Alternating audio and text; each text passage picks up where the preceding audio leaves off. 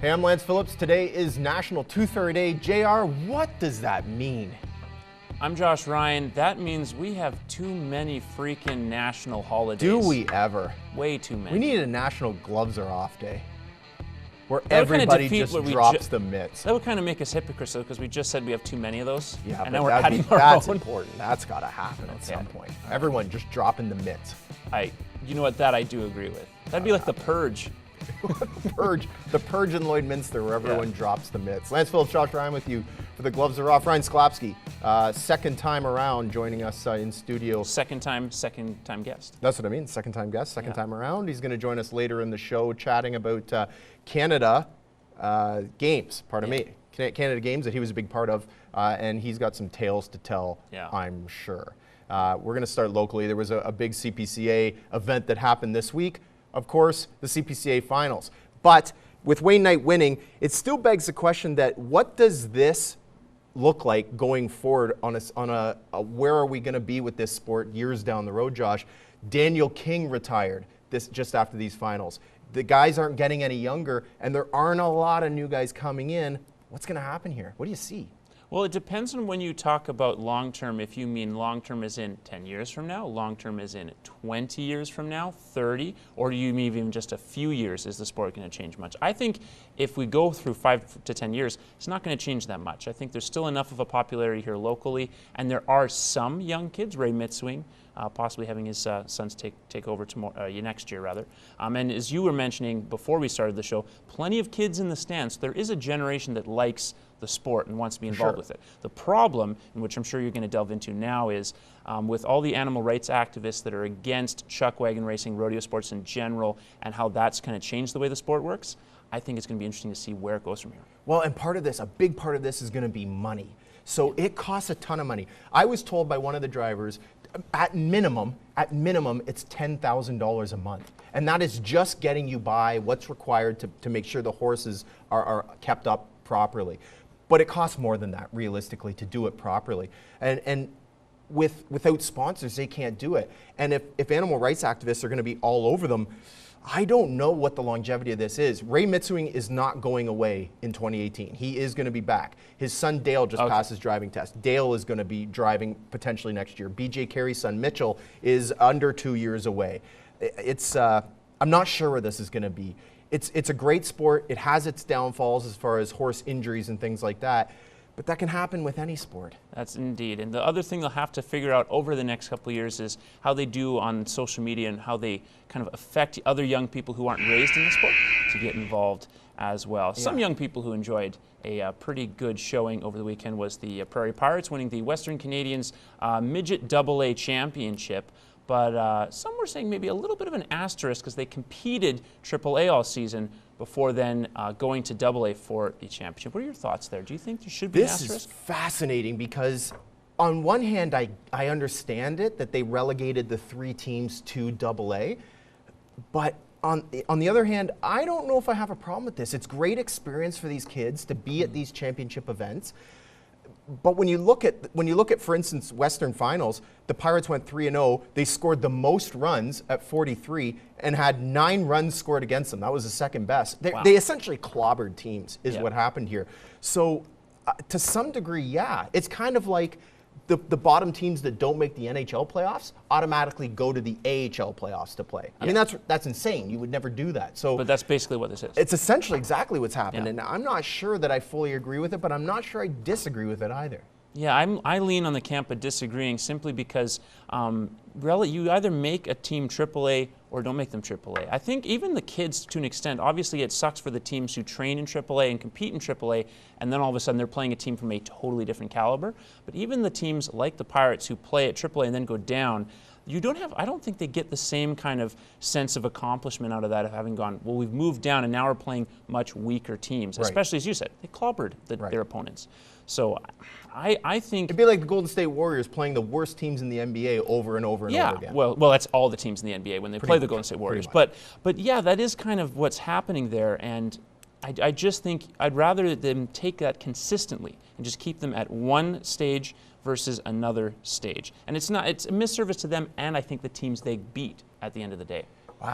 It's a challenging thing. Yeah. Like, I don't think that they were good enough to win in AAA, but they're good enough to clobber AA teams. So from that angle, I think I would take the side that they shouldn't go down there. They should be able to win in their own division. If they can't win at midget AAA, they can't go down to AA and clobber teams. Yeah, it's good experience, but on the other hand, it shouldn't be allowed. You've got to give these AA teams. They're not going down to A to play. Yeah. And they're, you know, so they should not have to. They shouldn't do that. It's a tough in between. You're not kidding.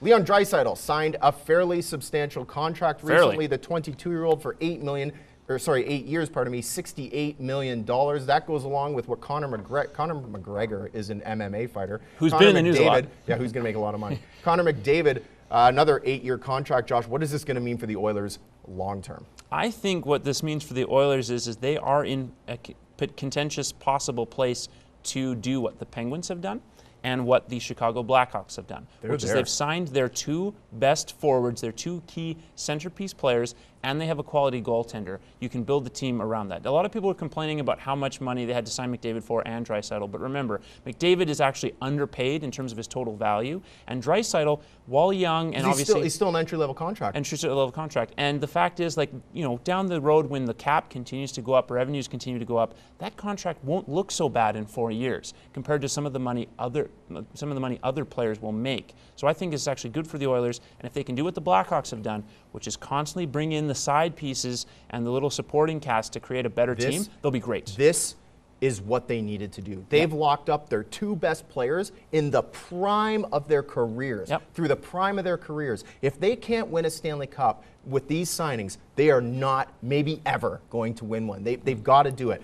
Draisaitl's going to make $8.5 million over the next 8 years. Conor McGregor, as we mentioned, $925,000 last year of his entry level. Then it goes up to a $12.5 million cap hit. So we're going to see a $21 million of the $75 million cap hit is going against those 2 players. So they're going to have to do some real finagling, I love that word, by the way, to figure out how they're going to make other guys work. They got a lot of unrestricted free agents that are going to be up at the end of this coming season. It's going to be interesting to see, the end of next season, it's going to be interesting to see what they can do there. Yeah, especially when, like the Blackhawks, you have a Dave Bolland who then leaves the team, you find in another guy to plug into his place. That's essentially the GM's job of every team. Right, and they made some great moves by getting rid of Taylor Hall. Exactly. And that was a very... That opened a lot of things up. Yeah, that's a great one that allowed them to do some of these things that they're doing. I mean, an injury-prone player, Taylor Hall was as well. Right. Another injury-prone athlete in a different sport, Milos Raonic. We all unfortunately didn't get to see him really play in the Rogers Cup as he bowed out against Manarino with a wrist injury that had flared up during Wimbledon. He actually had a good Wimbledon tournament despite that wrist injury. Now had to step out of the Cincinnati Open, which is the warm-up to the U.S. Open, and it's a little bit in doubt whether he'll play in the U.S. Open. Is he ever going to have a chance to win a major or reach his goal of being #1 in the world when he gets injured so often? No, is the answer. Straight no. Straight no is the answer. He's just one of those guys who's been injury prone his entire career, and I can't see him ever getting there. I mean, I believe he's just outside the top 10 right now if he's not ranked 10th. Yeah. But no, he's not, and that's as simple as it is. Yeah, I believe that's the case, except I do think there's an outside chance of a major still. Simply because not only has he been injury prone, the rest of the field has been injury prone. Novak Djokovic out for the rest of the year. Murray's had some injury problems. Federer missed out on the Cincinnati Open, though he'll be in for the U.S. Open. Nadal has had injury trouble in his career as well. Some of these guys are a little older. So if a bunch of them are hurt again and Raonic is healthy for a go, I think he has a shot of making a run at a Wimbledon or a U.S. or an Aussie Open where his game is strongest. But that top ranking, I think it's gone. Guys like Federer, who's just rolling right now. He's got to get through Djokovic, who's cleaned his clock on numerous occasions. True. But won't have to at the US Open. Rafa's been excellent lately. Like he has been excellent. He's just there. He's not a guy who I can see ever getting to that spot. Yeah, and I agree on the #1 ranking specifically because you have to be consistently great to get the points to get up that, and when you miss tournaments, you lose points. But as we saw with the Rogers Cup, where Federer flared his back a little bit in the tournament and wasn't great in the final against Zverev, who won the tournament, that's the one chance Raonic has where if he puts it together for one tournament and Feds is a little slowed or Djokovic is a little slowed, he has an outside shot of getting one major. But I don't think he can win multiple majors. I think that's past now. Yeah, no, unless he can figure out a way to stop getting injuries, which is not realistic. Not really possible. He's doomed essentially, as far as I'm concerned. Like he's going to start to drop more and more. I believe we're going to see that out of him. Yeah, maybe Shapovalov's our next great hope. He is the next great hope. The CFL needs some hope as far as the playoffs are concerned. Still the divisional format, but what we're seeing right now is that the teams in the West are essentially better than almost every single team in the East. Josh Ryan, is it time that the CFL ditches the divisional format for playoffs and just go with the top 6 teams? Yeah, like why hasn't this happened before? Their schedule is not affected by travel the way other leagues are. You don't play teams less in one division than you do in the other. You're traveling everywhere anyway. Why do we need to have a West division and an East division? It's not like the NBA or NHL where you're playing one team 8 times in 1 year. Fact is that the East has been weaker than the West for a while, and it's basically been a Western team taking that wild card team what feels like almost every season, basically, on the East side, taking that 3rd slot. Just make it simple. Do the top 6 teams and just stagger it that way, since everyone plays everyone anyway. Right. So as it stands right now, and you know me, I dislike the playoffs started today, but it's amazing what we've seen here. But as it stands right now, Ottawa and Hamilton would not make the playoffs, along with the Saskatchewan Roughriders. Yeah. But the Saskatchewan's knocking on the door. They're 3-4. The Montreal Alouettes are 3-5.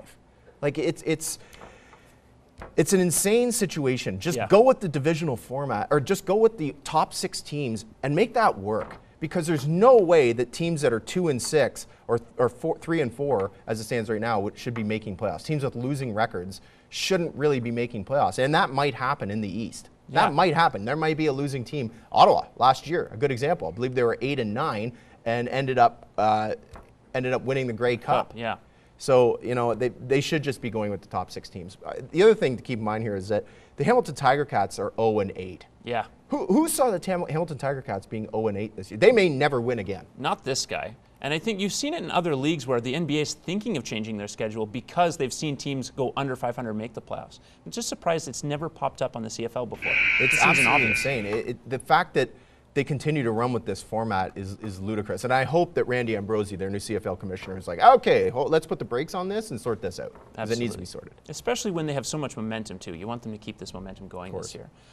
This is a total change of topic and pace from what we normally talk on the show, but what's been dominating sports headlines, especially south on the border, is politics talk, with players taking stances on social issues and the political violence that's been happening in that country, especially, though that's crossed over into our border as well.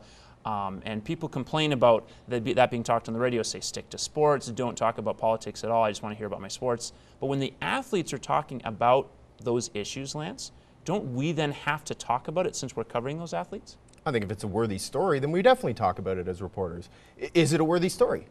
That's the question, I guess. That well, I don't. Yeah, and I believe if it is worthy, and these guys are taking a stance for the right reasons, then sure, why not talk about it? You know, that's what they want us to do as reporters. They want us to be talking about these issues and bringing to the forefront. And I don't really see a problem with that, especially as a sports reporter, these types of issues cross over into sports. Yeah. Then definitely, you know, if it's not sports, I'm not so sure. I think it definitely has crossed into sports now fully. With the Kaepernick situation over the past year and a half, it's been firmly planted in the NFL. And you've seen more situations like a player like Chris Long, a white football player who's taken up and joining his black teammates on the sidelines to make a political statement as well. The other thing to remember too is that while many people don't like talking about politics and it's uncomfortable to talk about politics, with how much of a divide there's been in the country and the continent over the past year or so, this is a chance maybe to force people out of their comfort zone a little bit.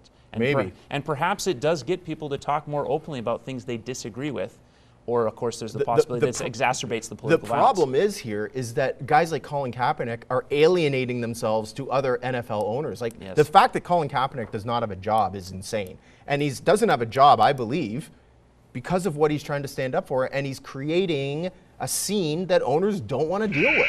Yeah. So it's kind of a double-edged sword here, you know, kind of between a rock and a hard place. They want to stand up for what's right, but on the other hand, if they're going to get shunned for it by owners, maybe it's not the best idea. But maybe that's the point of journalism, is we point out the fact that it's not a fair ballpark for people with different views or different aspects of their career or their skin color. Fair enough.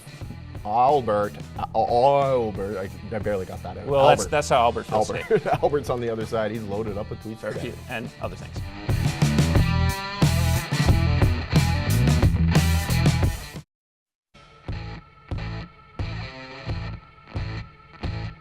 We're back, and the gloves are still off. Let me tell you that Albert flew the coop this week and spent a lot of time at the CPCA in the beer gardens. Yeah. And I saw him. It was not pretty. Tweet. It was ugly. Yeah, and he's really glad he's wearing Yeah, sunglasses. like right now. he's sleeping for sure right now. Yeah. So it's since not you're even- gentler with it's not him, do you even want to worth it. grab the first All right, one? I got it. Super 70 Sports at Super 70s Sports. Okay. I refuse to believe Adam Silver isn't dedicating at least 3 hours a day to his elaborate, foolproof plan to kill Superman. He literally looks like a villain. He literally looks like Lex Luthor, the Superman guy. Bald head No, and for glasses sure. and Massive creepy ears. side. Massive. Massive ears. And tall and kind of imposing, too, You know, he doesn't drive to the basketball court, right? He flies. You've got mail. on his saucer. No, with his ears. He's like Dumbo the elephant. He flies in. Maybe he's also got some kind of just technology He's kind thing. of Dumbo, too. So this next one is not sports. This is a me thing going off the beaten path. At Edgar Wright, he is the director of the film Baby Driver, which is a hit this summer. He's a really good director. You should check him out. But this tweet was just awesome. This is a great internet dive for you guys. The Chinese Baby Driver title literally translates into English as Extreme Bandit Car God. So pretty badass. That's it. I think that's pretty badass. That's a great internet search for 5 minutes. Just go look up international titles of North American films. You won't regret it. Can we I go think back that's to hilarious. sports? Can we go Hey, back there's to mail. sports? Okay, sure. Go ahead. It's pretty funny, though. That was I kind thought of it was funny. pretty All right, Jeopardy Sports.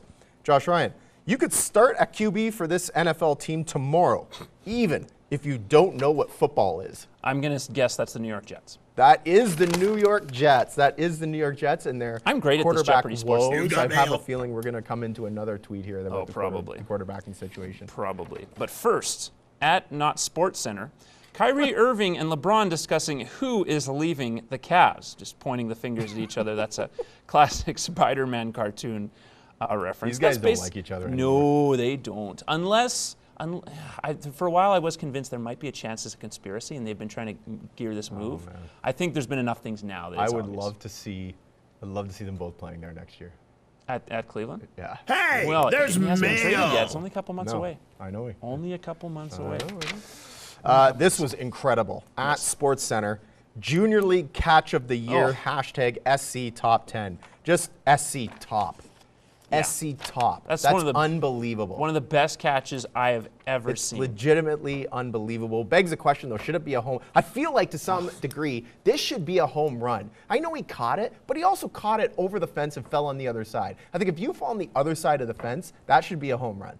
But he caught it. I know. While falling. On the and other it side stayed of in the his fence. glove. You're high. He This is a fell catch. over the other side of It's the a fence. catch. I'm not. It is a catch. It's a catch. Technically, it's a catch. You're It's right. a catch. If you sacrifice your body like that, Mail that has to I'm be not a home debating run. it's a catch. He caught it. But I'm you debating about whether you it should be an sacrifice out. your body. You sacrifice your body. That's a catch. It's not a home run. End of story. I'm right on this one. At Jeopardy Sports, Jesus Christ himself could QB this NFL team, and they would still manage to go 5-11 every single year. Could have been the Jets, but It's the answer the is Jacksonville Jaguars. that is correct. And the Jacksonville Jaguars stole is a strong term, Yeah. relieved the Toronto Argonauts of their head coach. Scott Milanovic went down there to be the quarterback's coach. He's not going to help. Hey, He's there's not gonna mail. help at all. No. They're terrible. They've been terrible for a while. This is nuts.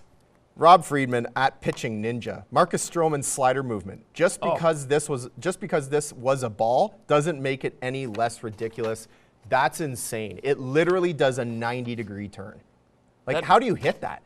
You can't, unless you just decide, hope it's a ball and don't swing at it. That's the only chance you have. I have no idea how you hit You've that. It got comes mail. down the zone, literally down the tunnel, and you eyeball that thing, and then it goes outside. Marcus Stroman's been really great this season. Underrated part of the season. He's been pretty I think good. he's been pretty good. At Sportsnet, as we're still talking about the Jays, noted hashtag Blue Jays fan Don Cherry saying, "Take me out to the ball game," and made a little tweak in support of his team. What a scene that was. Yeah. Yeah, I got a little few my boos word. from the Chicago Cubs, but made up for it by You've saying go got Hawks. mail. He did. Love John Cherry. Barstool Sports at Barstool Tweets. It's going to be a long year for Jets QBs. That's Christian Hackenberg getting blown up behind the line. Christian Hackenberg started at Penn State and then was drafted by the New York Jets. And Christian Hackenberg is not a starting QB in the NFL. Let's just put that out there right now. He's not good enough, nor will he ever, I think, be good enough. He wasn't even really good enough to play in NCAA football. And I kind of enjoyed watching him get exploded behind the line. You know who the Jets would probably sign as a QB? A certain guy with the initials of CK. I still am in awe that he has not been signed by somebody. Amazing. This is from @LeBatard Show, so I obviously am a big LeBatard Show fan.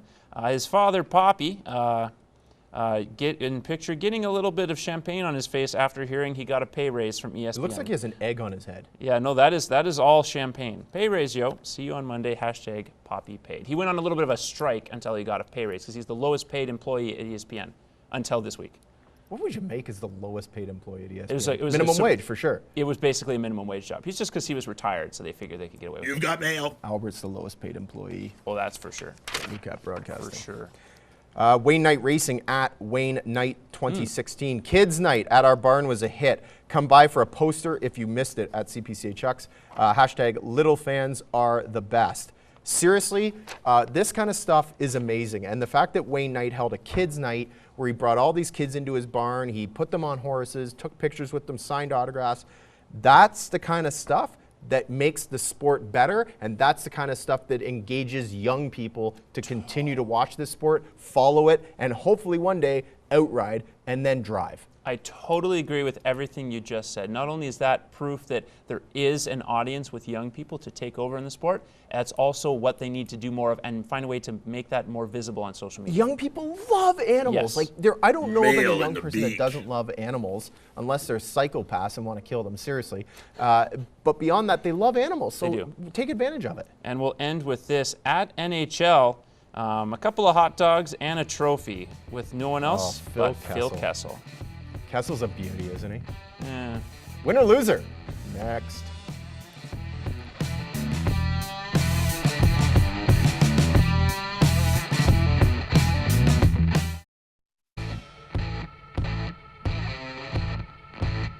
If you can't score, you might as well drop the gloves.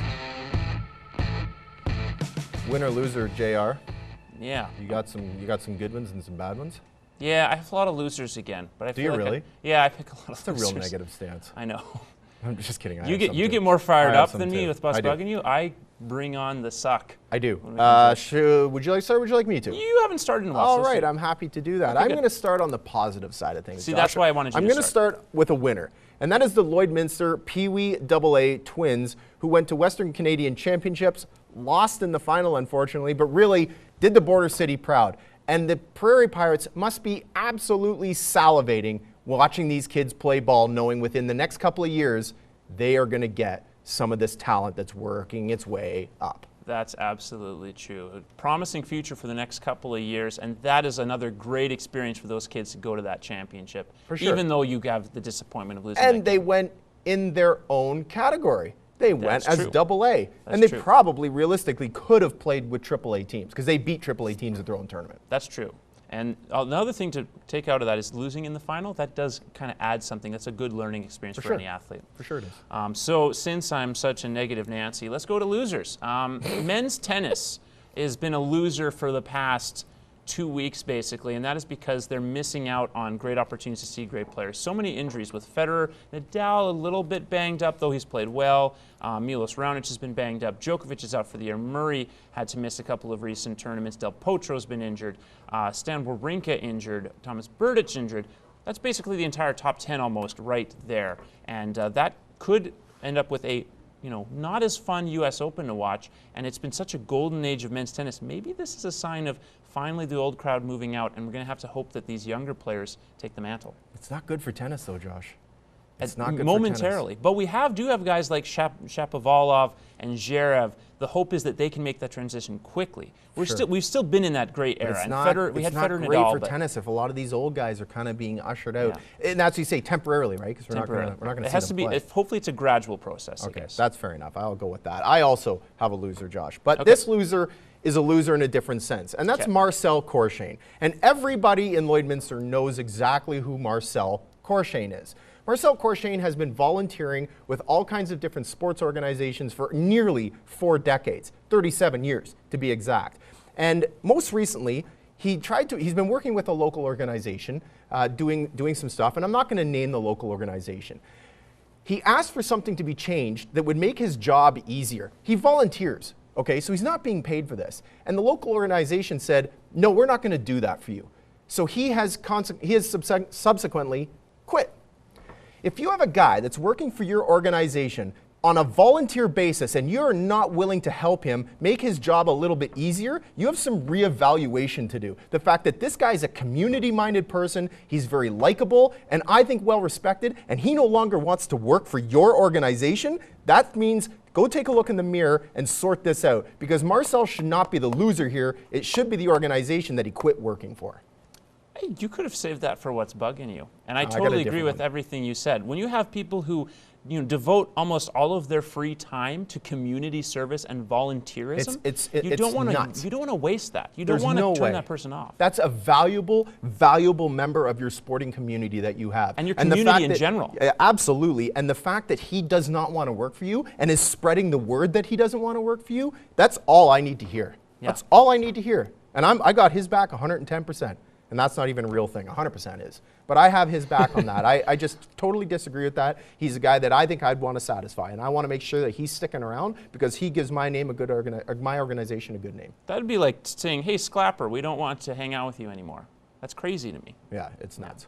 Okay, I will go a little bit more positive now. I do have a winner here. This is the iBench system is a winner for this week. Sportsnet covered a story around Pittsburgh Penguins coach Mike Sullivan, who spoke praises about how using iPads and the iBench system specifically allowed his team to better adjust in-game to things their opponents were doing, specifically in the postseason this year where they won their second straight Stanley Cup. That, I think, is a big boon for people who are kind of afraid or unwilling to use new technology. Right. As the fact is, this helps you win. This can actually help your on-ice product and your livelihood. I still think, obviously, it's a tool and it shouldn't be relied on solely, the same way stats should never be the only thing, but it's a great tool to use, and they used it well.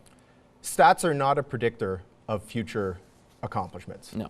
They are what they tell you what you've done in the past. Yeah. So it means nothing going forward as far as I'm concerned. They're nice to look at, they're nice to talk about, but yeah, I mean, there's so many technologies now that can help teams. A lot of people are not quite, they're not quite there. Like as an example, I'm not a Snapchat guy and I'm not willing to adapt to that technology. But for teams, these are the kinds of things that they should be kind of maybe moving towards. Yeah, I think that is not the same thing because Snapchat sucks. Sure, I said it on air, Snapchat is terrible and I don't think anyone should use it. That's just my opinion. I'm going another loser here, Josh. But again, in a different fashion. My loser is the CPCA, and not because the CPCA itself are losers. That's not what I'm saying here.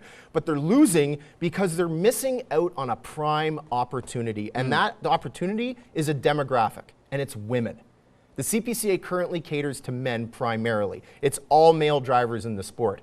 That organization could desperately use a female driver, and I would love to see a female driver in the CPCA. There are tons of young girls out at these events that love being at the horses, and they should be doing whatever they can to foster a love of the sport with these young girls so that they can one day become outriders, because there aren't any female outriders right now in the CPCA. Not one, eh? Not one. And they're more than capable of outriding in the CPCA. They're more than capable of driving as they get older in the CPCA. And the fact that they're missing the boat on this, with all the social media they do, they're missing this boat, is not good. And it's something they need to change so that they do start to foster that love. Yeah, the tough thing there is, though, I'm not sure what the change is, other than maybe when they do events specifically like kid camp type things, make it particularly interesting for women to come, or young women rather, to come and drive. Have an all-girls day. Bring girls out so they can ride in the wagon box with drivers. Bring them out. They can ride in the wagon box with the drivers, even at a very young age. And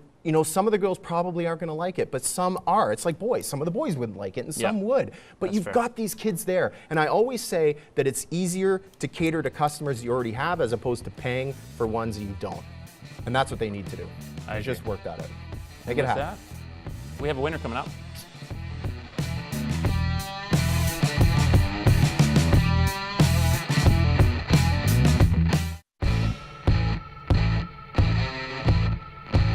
If you can't score, you might as well drop the gloves. Check out this guy who's joining us in studio, Ryan Sklavsky, our second returnee to the show. Yes, thanks for having me. Good to see you guys again. Must say something when we can have people back. I think so.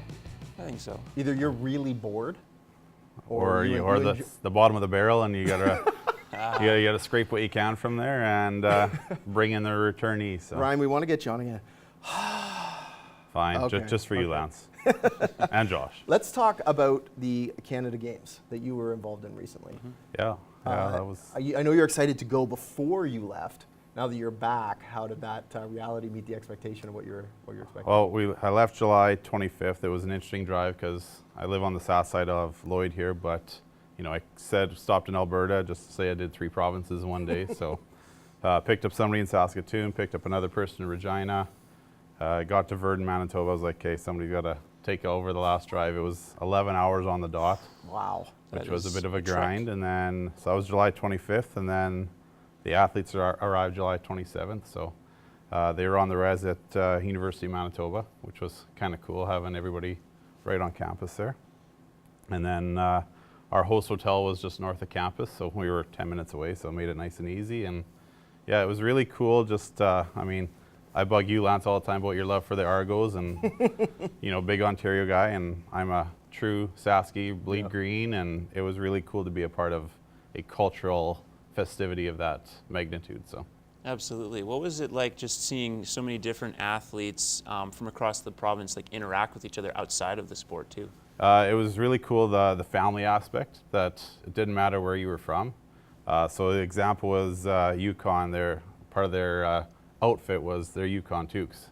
And their phrase on the top was Yukon, and then underneath was do it. So, you're amazing. rip off of the Nike slogan a little bit, right? So, all right. So that was cool because they walked in opening ceremonies and there were Ontario, Saskies, Alberta, everybody wanted a Yukon do it toque, right off the bat on day one. amazing. And of course, mission staff from our province and their territory and everybody else, you got to keep your stuff. You can trade with other people the end of phase 1 as far as the competition goes, when those athletes go home and the other athletes come in. So that was kind of cool. And then walking into MTS Centre, opening ceremonies, and Justin Trudeau is literally me to you away, and he's posing for selfies with all the athletes and mission staff, and he was That's great. complete first class as far as accommodating the requests of any coach, manager, athlete that wanted, a picture with him or just to shake his hand. He was completely accommodating to everybody. So How are the opening ceremonies? I mean, you've obviously watched, Olympic opening ceremonies and things like that. How did you feel about those opening ceremonies? it was cool to be part of the live experience. Yeah. Because you watch it on, your Olympic Games, and you watch the TV timeouts and stuff like that. So sitting in the MTS Centre, I was here to the TV camera away from Trudeau. So that was cool. I took a couple pictures, posted on Facebook, and of course great. Trudeau has his fans and he has his enemies, they say. Yeah, for sure. So that was cool, and just the whole aspect of it, it was cool. The MTS Centre was just about sold out, so you got the Toba chants going from Manitoba, and Ontario had the big O for their chant, and it was great. it was really, it makes you proud to be born where you're at, right? Yes. It instilled that pride as far as this is where you are, this is who you represent. So Was that encouraging to see basically a sold out crowd for that? As it's not, it's obviously a big deal, but sometimes people don't, gravitate to those events the way they do to professional sporting events, for example. Yeah. The one part that I was kind of worried about, and I mentioned that to other mission staff that were kind of more veteran than I was the fact that Winnipeg is such a big city. So you look at the map that they give us to start and where all the venues, there's venues in Kenora, Gimli, so that's 2 hours for Kenora and an hour for Gimli. So the northwest part of Winnipeg had a couple different events. U of M is kind of central and a little bit south. So to get to different events was a real hard part. So I was worried about that going in, as far as how is the city going to gravitate to all these different venues all over the city. And then what are the crowds going to be like in Gimli and Kenora, because you don't want those kids and the coaches not having the experience because of their event being out of town. Right. So the event that I was associated with was triathlon. So I was mission staff for Team Sask, and the venue was 40 minutes outside of Winnipeg. So it was really hard for fellow athletes, coaches, parents, whatever, to get out to that venue unless they had a vehicle. right? So So it was challenging. it was trying challenging, to get like your kids all around. yeah, the logistical part of that was a big challenge as Right. far as if I'm a student athlete, I have a practice at 9 a.m. and I have nothing for the rest of the day. You know, what am I going to do in Winnipeg, right? So they had shuttles going around to some of the different venues for the students to go watch their provincial kind of team members participate in their events. Have you been to Winnipeg? I have not been, but Like, I've heard it's cold. What do you do in Winnipeg? Well, the Jets are huge. I mean, when I was downtown at MTS Centre, like, I could not imagine, like, it reminds me of Edmonton and when the Oilers built Rogers Centre downtown, or Rogers Place downtown, and the impact that had in Edmonton. I'm sure Winnipeg has the same thing with the Jets, right? So game days, like, we went for lunch at Earl's and she said it is jam-packed I bet. on home game nights because it's right there. It's a walk away to MTS Centre, and post game, you know, depending if they win or lose, you. They got it right. They got it right. For sure. They got it right. Bombers too, I guess, this summer because they're on a bit of a streak. Yeah, and and that was the interesting part too. Is Investors Group Field is right on U of M, so that's where they had the closing ceremonies, was at Investors Group Field.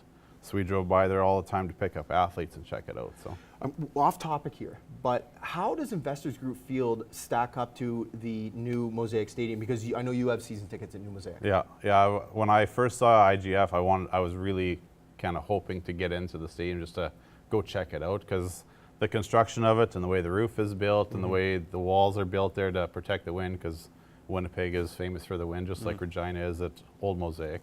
So the construction and logistics of IGF and New Mosaic look just about the same as far as how some of the things are constructed there. Interesting. IGF has the four or five gates just to funnel people into the stadium. Yep. So just like New Mosaic does, because New Mosaic, it was north, south, east, west, but it was really tiny at the old stadium. So they corrected that, and there's huge gates. Like you can get thousands of people through in a matter of minutes. So. Was Team Sask happy with how the games went, both their experience, the athletes, and results to an extent? Yeah, I think they were. So baseball, an example for a local story, Jaden Gartner plays for the Prairie Pirates, a AAA team here. He was Guy we're hoping to have on soon. Yeah, he was starting pitcher for Team Sask, so he got into only one of the games, but it was cool because triathlon ended early, so me being a baseball junkie, love watching baseball, we hiked her over to the Diamond, and we were lucky to see Jaden on the mound, so it was cool. That's awesome. Cool to see him, and taught him in grade 7 and got a picture with him at opening ceremony. So it was kind of cool. He looked at me, he's like, Skosky, what the heck are you doing here? And I didn't know he got named to the team till the week before, so I was hoping to catch up with him and say hi and stuff like that. So it was a cool moment. Any more memorable moments that you had while you were there besides what you just said? Anything that kind of stands out to you? Just kind of watching some non-traditional sports, like For sure. triathlon had a day off, so they went to the Pan Am pool for just doing some lap training, just to keep in the pool and keep swimming and stuff like that. And on the other side of the pool, they had diving competition. Awesome. So diving, sorry Lloyd, no offense, but there's not a lot of diving complexes around Lloyd. So it was cool to watch that. Beach volleyball was super cool. I ran into a gal that teaches at Randall Park. Her younger sister is on Team Sask for beach volleyball. And I know Josh is a huge beach volleyball fan. You would have been in your aura. Somewhat. You would have been in your aura in Winnipeg, because 2 courts back to back, DJs pumping music, fully licensed, 35-degree weather. Like I said, you probably would have pitted in there for the whole week and pitched a tent and called it a week holiday for you there. I feel like my summer's a failure now just hearing you talk about it. Yeah, no, you would have been. It was awesome. Like the mission staff there, he was loving beach volleyball because hot weather and just sit back. Can't throw back a few cold ones because you're awesome. on duty, but No, that's great. it was, I think beach volleyball and diving were the 2 sports that, again, they're non-traditional ones you see around Lloyd that I was able to go watch. Chance of a lifetime, would you say? Yeah, wish I would have done it. No offense to my wife, but wish I would have done it when I was younger, because it would have been cool to check out more venues and network with more people. I was only there for phase 1. So it was the first 11 days of the game. So I came back August 4th. I flew back the Friday because softball nationals were here, and I was helping out with the host committee for that. So flew back Friday, spent Saturday, Sunday at the Diamond, and then Monday was a lot of time in bed to, decompress things. So Absolutely. And the decompressing does not stop, really. Or it does stop, actually. Sorry, it does stop. Yeah. Because you have school starting soon. So Yeah. when does it ramp up athletics-wise? So our first official day for teachers is Friday, the 25th. Jeez. And then all the following week is PD and meetings and staff building and stuff like that. So sports will probably ramp up. For me, they get going that Wednesday after the September long weekend. So that's our district meeting up in Meadow Lake. So we find out all our volleyball, badminton, basketball, track, golf, all of those dates for the junior highs. Great. And then our border battle tournament is September 15, 16 weekend. So we have 32 teams coming for that we're going to host here in Lloyd. So that's the third one that Aaron Rollick was kind of the one that spearheaded it, and then I kind of helped him out a little bit with the organization of it and venues and things like that. So I mean, September is busy just because there's so much stuff going on. Like, you're going to get tired of seeing emails from me, I'm sure. No, I never do. in September, because there's so much going on at the start of the year that you just got to kind of keep on top of things and keep organized, so then your teachers know what's going on and where the student athletes need to be. So, as a fan of local sports, is there one event or team you're most excited to see? For me personally, Barron's volleyball, the senior girls team, I think should do really well this year. They got a lot of grade 12 girls that are coming back, so that's one team that I'm looking forward to watching. And then for the middle school, just seeing what our student athletes do there, and like we've talked about, Lance, just kind of keep building them up, so then the Barron's team at LCHS are competitive all across the board. So, yeah, and I think that's working. I think it's clear that's working. Even in my short time here, I can see that it's already starting to work. So. I'm never sick of your emails, by the way. Perfect. I'm never sick Good of to hear. We got that on camera, so he can't come back to me. Ryan, I hate getting all those emails. No, I never hate getting those emails. Thanks for coming in, my man, Yeah, again. good We to see really you guys. appreciate it. It's good Thanks, to Josh. chat Canada Good to see you. games. And good luck this year with Bishop Lloyd. Perfect, and yeah. Thanks for having me. Hopefully third time around we'll have something different to talk about here. We we'll will go from there. We will have. We always have something different. Oh, to yeah. talk about. Absolutely. You always got something on the Oh go. yeah, for sure. What's bugging you? What is bugging you? Anything? Nothing yet. No, just I know not a lot of teachers say this, but I'm excited to get back to work and get back in routine and see a few bodies that maybe are happy to see me or aren't happy to see me. So Anything bugging you? We'll save that for the next segment. Something's bugging me.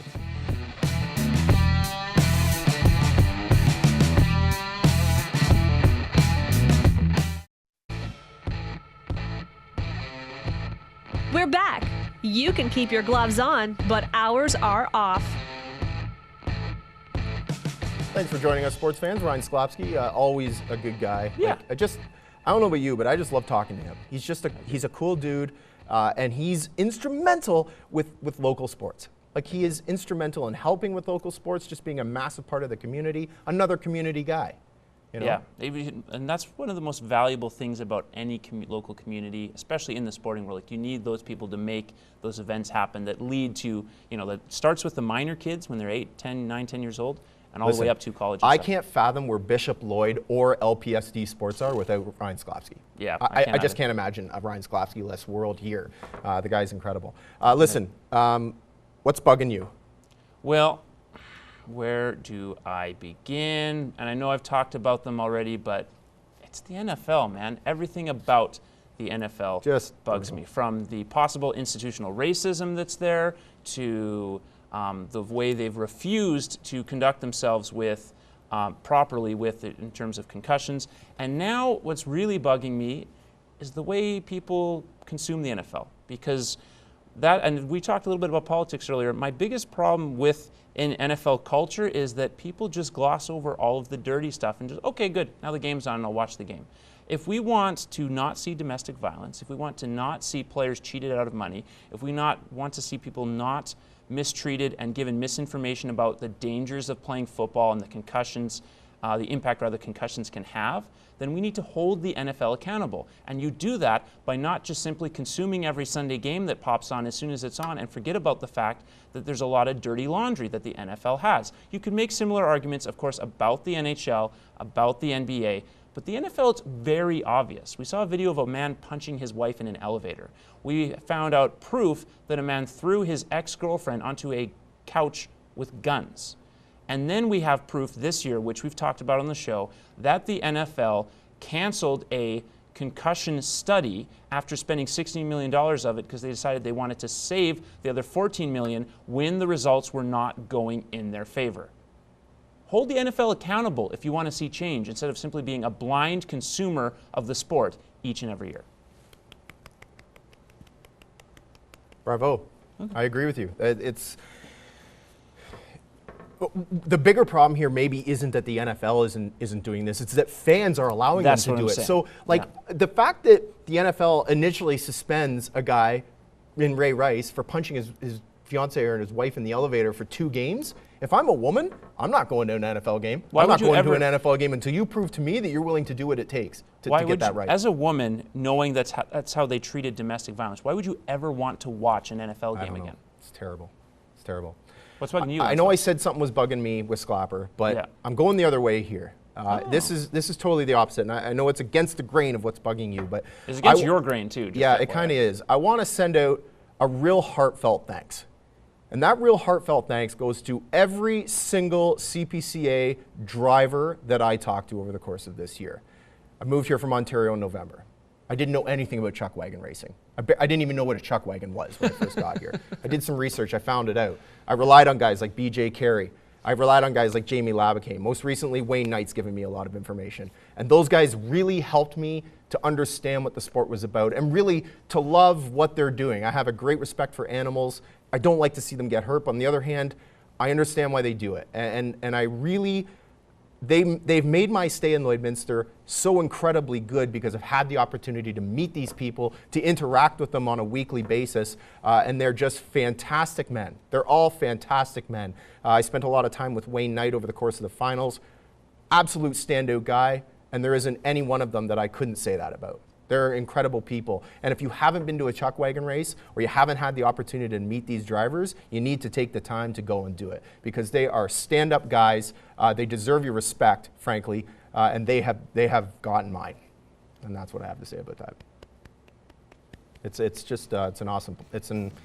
I'm sad the season's over because I won't get to interact with these guys as much. They've invited me to their farms. They've all week long they're saying, "Hey, come over and have a beer," which of course I can't do when I'm on company time. Yes, but yeah, it's just they're incredible, and it's been extremely. It's been probably the most rewarding thing I have done since I started working with NewCap. Yeah, and it's been great to see such a fun season heading into this fall season of sports. See you in 7.